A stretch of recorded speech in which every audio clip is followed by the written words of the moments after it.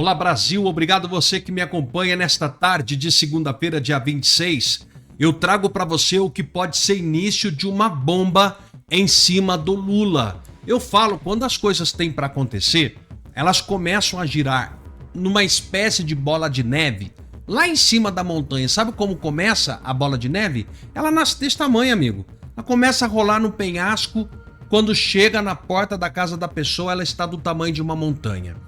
É justamente isso que está acontecendo, porque a partir de agora já começa a falar de Nicolás Maduro e a sua esposa Cília Flores estão enfrentando acusações dos Estados Unidos, incluindo conspiração para o narcotráfico, e a possibilidade de uma delação começar a partir de hoje pode colocar nada mais, nada menos do que Lula atrás da grade e atrás de uma captura.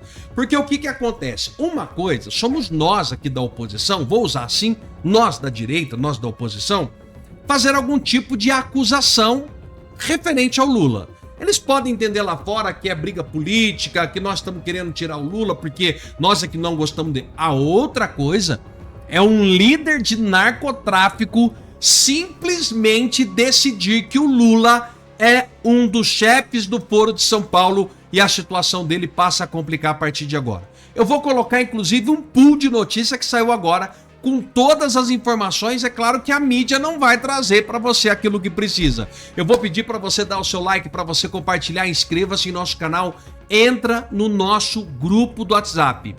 Por que é importante o grupo do WhatsApp? Porque é lá, justamente é lá, que você vai saber de todas as informações. No YouTube, no Facebook, não dá para colocar tudo para você. Então, para você que está no YouTube, link está na descrição. Para você que está no Facebook, é só me chamar que eu mando para você no direct aí toda a informação. Em 30 segundos eu falo do combo capilar da linha RPN, que tem mudado vida de homens e recuperado o cabelo das mulheres. E aqui eu falo de autoestima. Eu falo de olhar no espelho e parar de ser piadinha. Ah, Alberto, mas acontece esse negócio de cabelo não muda. Eu provo pra você que muda.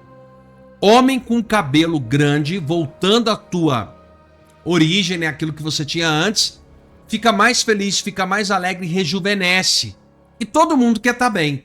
Então você tem um produto que muda de fato a tua vida, que é o Hair Cap, que é o comprimido, o Hair Elixir, o tônico e o Kedoxidil. Você vai entrar dentro de um protocolo 90 dias hoje. Você vai participar de um processo de crescimento de cabelo. Se o teu cabelo não crescer em 90 dias, a empresa RPN devolve o teu dinheiro. Sem desculpa. Agora é com você, tá? Esse aqui é o produto capilar. E pra você, meu amigo, que tá aí, ó. Aqui na minha região a gente fala assim, ó, chororô. Sabe um homem desanimado? Um homem que não quer enfrentar? Um homem que tá aí sensível, né? É, meu amigo, se tiver algum problema com a tua família e você tá apto a defender ela, tá aqui, ó. Produto que vai te dar virilidade e condição para isso. Vai aumentar a tua testosterona de forma natural. Este é o produto para aumentar a sua testosterona de forma natural, para você ficar ágil, cabeça pensante, para você defender tua família e naquele momento bom com a tua esposa. Ah? Aquele momento de intimidade. Esse é o produto. Para quem tá com dores no corpo, artrite, artrose, reumatismo, dor na lombar, nervo ciático, fibromialgia, é o curcumã. Esse é o melhor que tem. Amigo, passou de 40 anos? Já passou? Herbal Promais, licopeno com óleo da semente de abóbora para cuidar da sua próstata. Obrigatório tomar. É o meu produto de cabeceira, eu tomo todo dia. E o Dropix para quem quer parar de fumar de verdade. Se você fuma ou conhece alguém que fuma, que quer abandonar o vício, esse é o produto Dropix. Todos esses produtos agora ligando no 0800 355 3000, passa a mão no telefone para você adquirir o seu.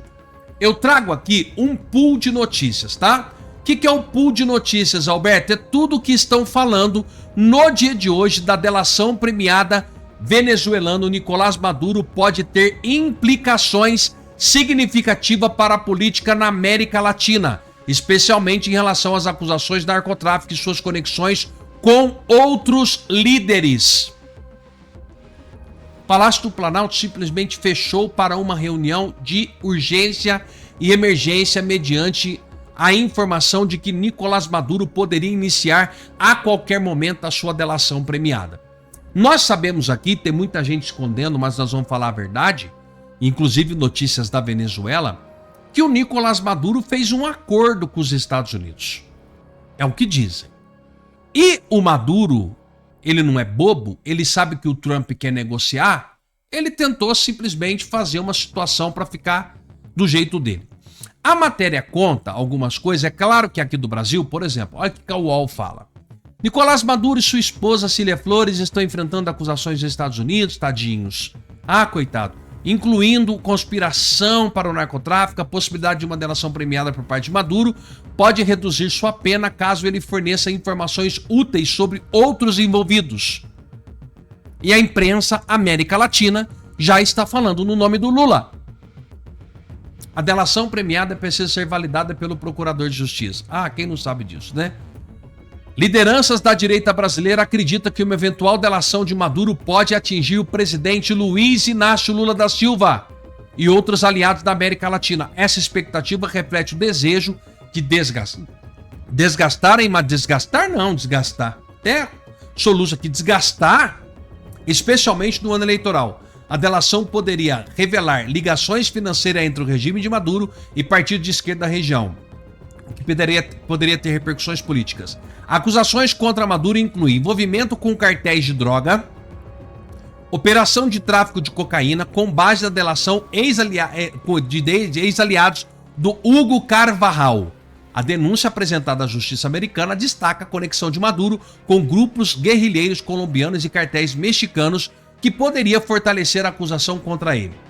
O presidente da Colômbia, Gustavo Petro, minimizou a possibilidade de ser prejudicado por uma delação de Maduro, afirmando que não tem medo das consequências. Ele também condenou a intervenção dos Estados Unidos na Venezuela e pediu que a reunião com a OEA, Organizações de Estados Americanos, e da ONU para discutir.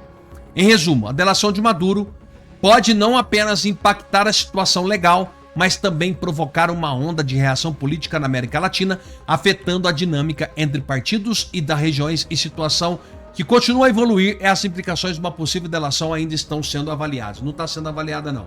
A delação pode começar no dia de hoje, segundo informações até mesmo de órgãos da justiça americana. Bom, nós vamos aguardar para ver o que vai acontecer. Eu acredito que o Lula se complica. Se não fosse isso, não estaria uma reunião de urgência e emergência agora. Não estaria. Estariam falando, deixa ele falar o que quiser. Tem Foro de São Paulo, tem muita coisa que nós vamos acompanhar durante todo o dia hoje aqui. Olha só, você não vai acreditar, mas Moraes e Trump teriam articulado nos bastidores o tal PL da dosimetria, a redução de pena de Bolsonaro e dos réus do dia 8. Eu não estou aqui especulando, não. Saiu na imprensa e foi dito ontem, do alto da tribuna do Senado, por membros do governo petista, inclusive. Eu vou te contar tudo isso e, no fim, vou também dar minha opinião sobre por que o Moraes fez isso, por que o Trump fez isso e como é que fica a oposição daqui para frente com essa história toda. Eu sou André Marcílio, advogado, professor de Direito, e peço a vocês que, antes de qualquer coisa, se inscrevam aqui no canal, cliquem no joinha, porque assim o algoritmo entende que o conteúdo é relevante e distribui para mais pessoas. Muito bem, o tal PL da dosimetria, pelo visto, fez com que a oposição brincasse, fosse usada como... Sabe aquelas crianças, né, que o pai pega o videogame e dá para a criança o controle, mas o fio não tá ligado na tomada? É a oposição. Parece que a oposição tá cantando com playback de um tempo para cá. Trump e Moraes é que teriam articulado, claro, o Trump por meio do Landau e de seus outros assessores, e o Moraes diretamente, segundo os senadores disseram ontem, essas pessoas teriam articulado o PL da dosimetria, teriam inclusive interferido diretamente no texto. Agora estão dizendo que não, que é um absurdo, mas só para inglês ver, só para a sua claque, só para que não fique chato, porque foram eles que mexeram nesse projeto. Então, parece, né, o Alessandro Vieira disse isso deliberadamente ontem, disse que o Moraes, inclusive, participou diretamente do texto. Por isso que o texto não voltou para a Câmara, por isso que, e apenas por isso que Moraes permitiu que o texto fluísse e fosse aprovado. Parece normal, mas é um absurdo. Já não temos mais separação de poderes no país. E por que então o Trump fez isso? Por que o Moraes fez isso? Bom, o Trump provavelmente, e a gente já tem um vídeo aqui tratando desse assunto, o Trump provavelmente ele olhou para essa situação e falou assim, não dá, o Brasil é o Afeganistão, sabe, vamos retirar as tropas porque a gente está perdendo o nosso tempo aqui. Então eles pegaram as suas tropas, vamos dizer assim, e caíram fora e se apegaram nesse PL da dosimetria. Bom, já que aquilo que era o desejável não vai acontecer, vamos nos meter nesse PL da dosimetria, saindo isso a gente cai fora desse país, que esse país não tem jeito. E o Moraes, por que teria feito isso? Para baixar um pouco a poeira. O Moraes, com esse PL da dosimetria, ele baixa a pressão sobre ele baixa a pressão, inclusive, da comunidade internacional que o tem criticado. Quem não se lembra de revistas, mídias, etc., tem criticado reiteradamente a atuação do Moraes. Órgãos internacionais têm também feito o mesmo. Isso baixaria a poeira e o Moraes sairia mais ou menos bem dessa história. Claro, também isso deve ter implicado na revogação da Magnitsky, deve ter tido algum tipo de troca e até mesmo cogita-se que isso vai alterar as tarifas impostas ao Brasil, todas elas. Só não aconteceu tudo de uma vez para não ficar chato. Então, meus caros, é isso. E como fica a oposição diante dessa situação? Como eu falei, não tem oposição, não tem mais Congresso, todo mundo é governo, todo mundo é STF e governo Lula. Não tem mais oposição num país em que um PL da dosimetria, que seria um enfrentamento ao sistema, é feito pelo Trump, que seria uma ajuda externa, e pelo Moraes, que é o problema a ser combatido, a ser enfrentado. Se as pessoas que vêm ajudar de fora a solucionar o problema e as pessoas que são o problema são aquelas que vão resolver o problema, então o PL da dosimetria é uma farsa, a oposição não existe, o Congresso está fechado. Caso Banco Master. Aquilo que você já imaginava acaba de virar realidade. O escândalo acaba de atingir o coração do Partido dos Trabalhadores e do governo Lula. Muita gente vai tentar esconder essa notícia de você, mas aqui você escuta a verdade, doa a quem doer. O líder do PT no Senado pediu e conseguiu um cargo no Banco Master para Guido Mantega, um dos homens mais poderosos do PT nos últimos 30 anos. O salário, R$1 milhão por mês. O PT tentou emplacar o Guido Mantega na Vale, mas não conseguiu. Aí emplacou o coleguinha histórico de Partido dos Trabalhadores no Master com salário de R$1 milhão por mês para fazer lobby. O objetivo principal dele era azeitar a venda do Banco Master para o BRB. Só por aí já seria um escândalo. O partido que governa o Brasil indicando um ex-condenado por corrupção para trabalhar em um banco privado envolvido em escândalo de corrupção com a missão de fazer lobby e vender esse... Parabéns a todos aí que encabeçaram esse movimento, em especial o deputado Nicolas Ferreira. Bom, depois o outro assunto que eu queria falar para vocês é o nosso incondicional e total apoio à candidatura do senador Flávio Bolsonaro. Estou muito feliz que ele vem subindo nas pesquisas. Já falei com o Flávio que estou à disposição para ajudar no que for possível, no plano de segurança pública, onde ele achar que eu seja útil, que eu venha a ser útil para a campanha dele. Eu estou 100% à disposição, quero colaborar sem nenhum tipo de busca por protagonismo ou capital político com isso. Que eu quero ajudar mesmo é a tirar o PT, tirar o Lula do poder e fazer com que a direita volte a governar o nosso país. Eu acredito muito nessa candidatura e estou muito feliz pelo crescimento do senador Flávio Bolsonaro nas pesquisas. E por fim... Tá, então, deputado Guilherme Derrite, do PP, pré-candidato a senador por São Paulo, já foi breve, já foi claro, direto, parabenizando o deputado Nicolas e principalmente declarando o apoio incondicional e total à pré-candidatura de Flávio à presidência. Você viu aqui na Meio Independente. Acabo de chegar na minha casa aqui em Goiânia depois de 7 dias caminhando. Eu não estou acreditando que eu consegui andar esses 7 dias. Eu vou fazer um testemunho para vocês do que eu vivi, um pouco, falando o que eu vivi nesses 7 dias, o que eu percebi. E o que mais me espantou? Quando o Nicolas soltou aquele vídeo dizendo que ele sairia andando de Paracatu, imediatamente eu sabia que eu tinha que ir para lá. Não foi uma questão de sentar e pensar e ponderar os prós e os contras, eu simplesmente sabia que eu tinha que ir. Porque também meu coração estava ardendo com a vontade de fazer alguma coisa. E aí eu fui. Vou ser sincero para vocês. Eu fui achando que eu ficaria no máximo 2 dias e eu desistiria. Tanto é que eu levei 2 cuecas e 2 bermudas e 2 camisetas. Porque eu me conheço. Eu sou sedentário. Eu bebo 1 litro de coca por dia. Eu adoro comer o McDonald's. Eu não pratico exercício nenhum e eu não me lembro. Eu nunca na minha vida caminhei mais do que, 15 quilômetros num dia. Então eu sabia que eu não ia conseguir chegar até o final, mas eu sabia que era importante que nesse momento inicial, para criar uma onda, né, eu fosse lá e chamasse, convocasse as pessoas para participar e divulgasse a caminhada. Então eu fui. Primeira noite foi horrível, dormi praticamente no chão, num colchonete dessa finura. Acordei no outro dia com torcicolo e já dor no pé. Eu falei, vou aguentar hoje, só mais hoje, chamar o povo para vir participar e amanhã já não tem mais cueca, já não tem mais bermuda, amanhã no final do dia eu vou embora. Mas eu não contava com uma coisa. As pessoas parando no acostamento, na estrada, no meio do nada, para dar apoio pra gente. Para abraçar, para agradecer, para dar um copo d'água, uma capa de chuva, uma banana, um Gatorade.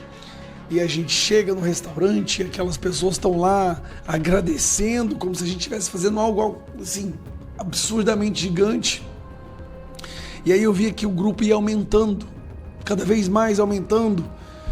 Na segunda noite a gente dorme numa fazenda e o dono da fazenda faz um churrasco pra gente e a família lá chorando de alegria porque a gente tá fazendo essa caminhada. Aí eu pensei, meu Deus, não posso desistir por essas pessoas, a gente não pode desistir. E aí a gente acompanha nas redes sociais a forma que isso tomou no coração do povo brasileiro. Aquela fagulha, que eu falo sempre isso, foi uma fagulha que iniciou um incêndio. E aí o povo do Brasil inteiro começou a vibrar e ter esperança novamente. Mas aí no terceiro dia eu falei, como que eu vou andar, gente? Eu não dou conta. Eu não sei como.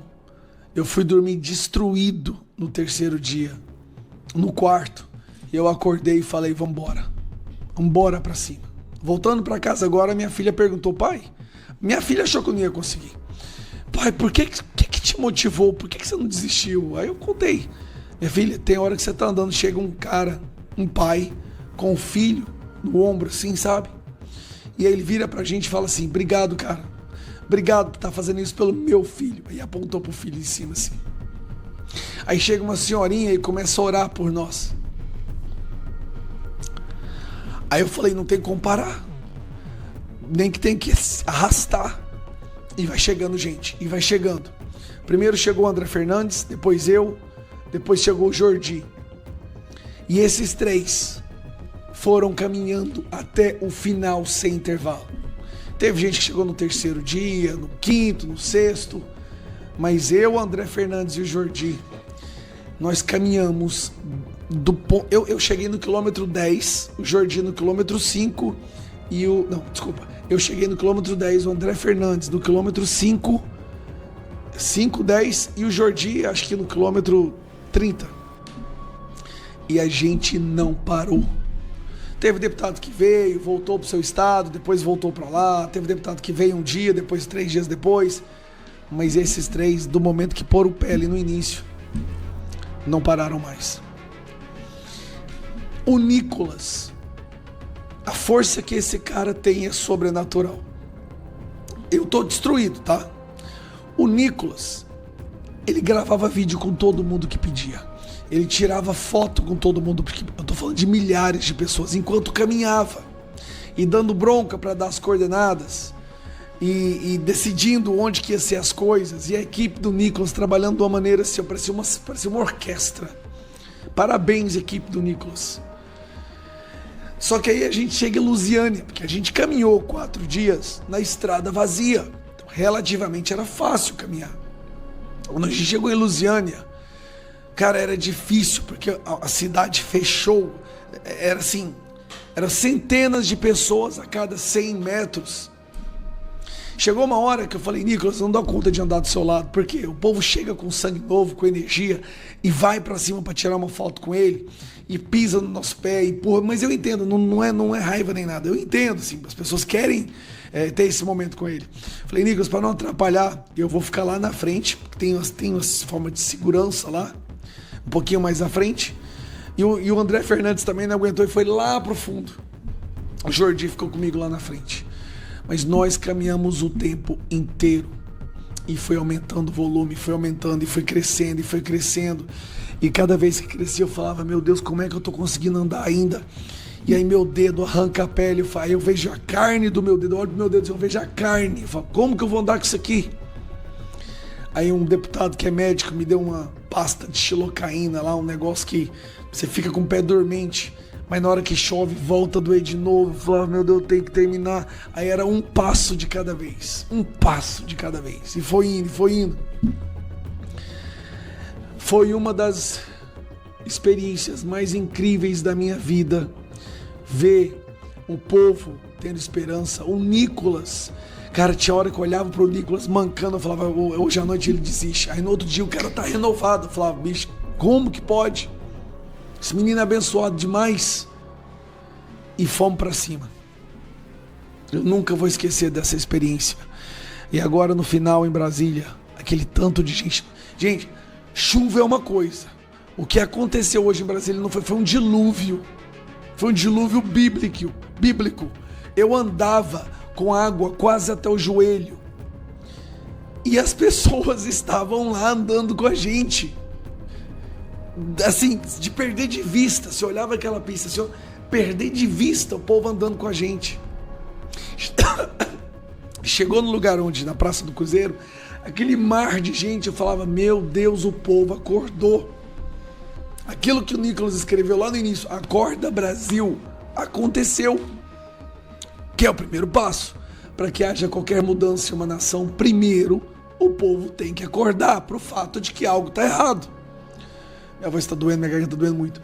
E o povo acordou. E eu me sinto muito grato. Eu agradeço a Deus por ter participado disso. Não achei que eu fosse chegar até o final e cheguei. E eu vou contar essas histórias. Essa história eu vou contar para meus netos, cara. Eu vou contar para meus netos. Aí, o orgulho da minha filha e do meu filho hoje. Chegando lá, eles caminharam comigo. Eu não sei quanto tempo eu vou demorar para recuperar disso que eu fiz aqui. Eu tô todo estrupiado, gente. Eu tô todo estrupiado. Mas eu tô com muito orgulho desse povo brasileiro que não desiste nunca. Muito orgulho mesmo. E o Nicolas, cara, é sobrenatural. O que esse cara aguentou durante todo esse percurso não tem explicação. Não tem. Nenhum super atleta desses Ironman aguentaria. Nem SEALs, cara. Não tem cabimento. Porque toda hora você tá andando. Você já andou 200 quilômetros e toda hora chega alguém, te abraça com o braço e põe o peso em cima de você. Sabe? E a gente falava, galera, só foto. E o Nicolas, não, deixa vir. E o Nicolas chamava o povo. A gente, os assessores dele falando pra ele parar. Ele, não, apoiador pode vir. Eu falei, cara, não tem cabimento.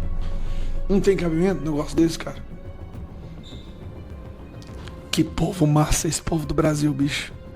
Que não tem como não amar esse povo. E a melhor parte, a maior parte do trajeto foi aqui no meu estado de Goiás. Então, pra mim isso foi ótimo. Eu caminhei no meu estado. Eu adorei isso. Isso é só o primeiro passo, tá? Primeiro uma nação acorda. Depois a gente tem que partir pra ação. Bora pra cima. Eu tô vendo aí o início de um ano maravilhoso. Eu acho que a gente pode fechar esse capítulo sombrio que tá destruindo o nosso Brasil e começar agora a sonhar com um país livre novamente. Um abraço. Obrigado a todos que oraram por nós. Eu acho que foi a oração que nos deu a energia para continuar. Agora eu vou me tratar. Espero em breve estar bem novamente. Beijo do coração, galera. A pessoa fica em casa, mas o que é o sistema? Então eu vou explicar para você, você que está nos assistindo aí, como é que é o sistema. O sistema, ele tem algumas partes, eu vou falar só a parte de cima que é a mais importante.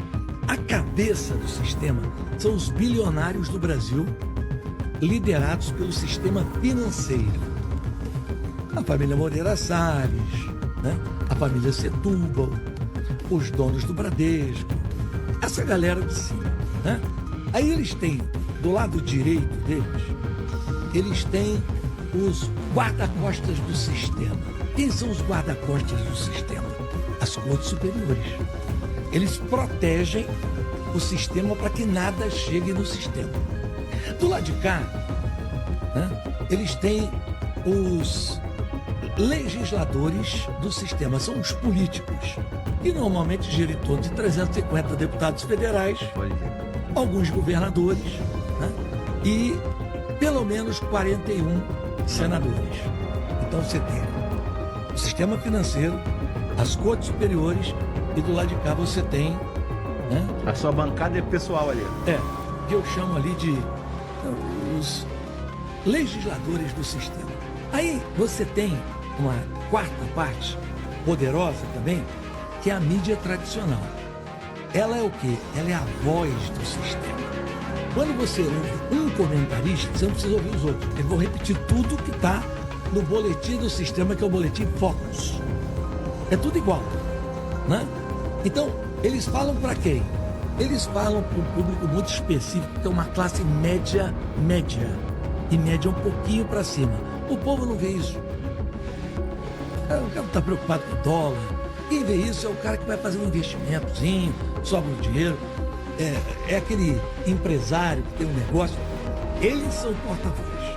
Você pode ouvir Dona Miriam, ou Nakagawa, ou outra. É tudo igual. Não tem diferença. Isso é a cabeça do sistema. Ainda tem ali uma faixa intermediária que é muito importante para o sistema, que são os burocratas. São aqueles funcionários de carreira que se preocupam somente com uma coisa, com seus privilégios. Não interessa quem seja, eles vão ganhar acima do teto. Então eles protegem para que não haja uma ruptura do sistema. Por que nós estamos em crise? Porque o Vorcaro não é bem quisto pela cúpula do sistema. Ele é um banqueiro que sempre foi visto como 7-1. Então, na hora que o sistema quer expelir ele, e ele tem como advogado uma outra parte do sistema, é o sistema brigando com o sistema. É crise. Porque uma parte está dizendo para a mídia, fala mal dele. A outra parte está dizendo, segura aí. Né?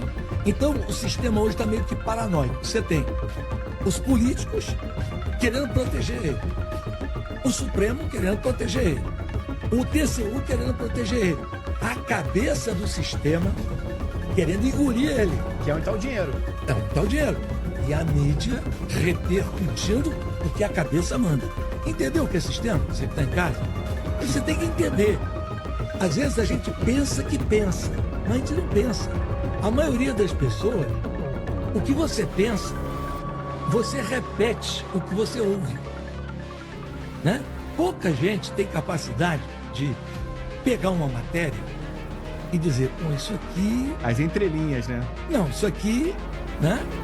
E o Vorcaro sabe tanto disso que ele patrocinou um monte de influenciador aí pelo Brasil inteiro afora, com muito dinheiro, para quê? Fazer a cabeça das pessoas. Ele sentiu que a mídia tradicional estava contra ele, que a ordem veio de cima, né? Então ele disse, eu vou me proteger aqui pelo meio. Né? Como hoje a salvação da gente é a internet, sim, é um terreno livre, onde a gente pode falar, né? Então criou essa contradição. Taiaiá é mesmo um nome sugestivo. É resort chique em Ribeirão Claro, no Paraná. É lugar por onde circula como imperador o ministro do STF, Dias Toffoli. Para alguém que aprovou e achou engraçado o roubo de um processo por um advogado, para alguém que foi reprovado 2 vezes no concurso para juiz, para alguém que foi consultor jurídico da CUT e do PT, advogado do Lula, assessor do José Dirceu, ele foi longe. O problema é quando se vai longe demais. E ele foi também. Em 2001, 8 anos antes de se tornar ministro do STF, Toffoli foi condenado pela Justiça do Amapá a devolver R$420 mil porque venceu uma licitação de forma ilegal para prestar serviços advocatícios ao Estado. Na imprensa quase ninguém se lembra disso. Também já não se fala mais da mesada de R$100 mil que o ministro recebia do escritório de advocacia da mulher dele, Roberta Maria Rangel. Pelo jeito, também deve ser ignorado o fato de que Toffoli atrapalhou as investigações baseadas em dados do Conselho de Controle de Atividades Financeiras, o COAF, e da Receita Federal, que envolviam os escritórios de sua mulher e da mulher do colega Gilmar Mendes.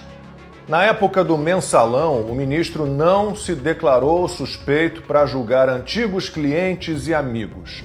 Quando veio o Petrolão, ele teve a desfaçatez de dizer que a Lava Jato destruiu empresas, naquele raciocínio torto de que o problema não é a corrupção, mas o combate a ela. Como sua cara de pau é ilimitada, Toffoli declarou, sem enrubescer: se existe combate à corrupção tão necessário a este país, é graças ao STF. E logo partiu para a anulação do que pôde da Lava Jato, inclusive o pagamento da multa de 10 bilhões e 300 milhões de reais do acordo de leniência da JF, dos irmãos Joesley e Wesley Batista. Em 2019, a imprensa pouco se incomodou com a censura imposta por Toffoli a veículos de comunicação. A imprensa não viu problema quando ele desrespeitou o regimento interno do Supremo e escolheu Alexandre de Moraes para tocar o ilegal inquérito do fim do mundo, que em breve completará 7 anos. O amigo do meu pai foi citado na delação de Marcelo Odebrecht. A acusação: Toffoli teria recebido por 2 anos, quando era advogado-geral da União, verbas repassadas pela empreiteira baiana da família do delator. Por 2 vezes, em 2020 e 2021, Toffoli disse que o STF é um poder moderador, mesmo que não haja nada na Constituição sobre isso. E então, ele resolveu se declarar o editor do Brasil. E a imprensa ficou calada, quietinha. A imprensa nunca perguntou nada, nunca foi direto ao ponto nas cobranças que deveriam ser inescapáveis. Agora, parece, uma parte dela despertou. E esse nome tão sugestivo, Tayaya, vai tomando espaço nas notícias. A história é toda suspeita. Em 2022, depois de ação do Ministério Público Federal, a Justiça Federal suspendeu as licenças para a construção do Tayaya Aquapark Hotel e Resort.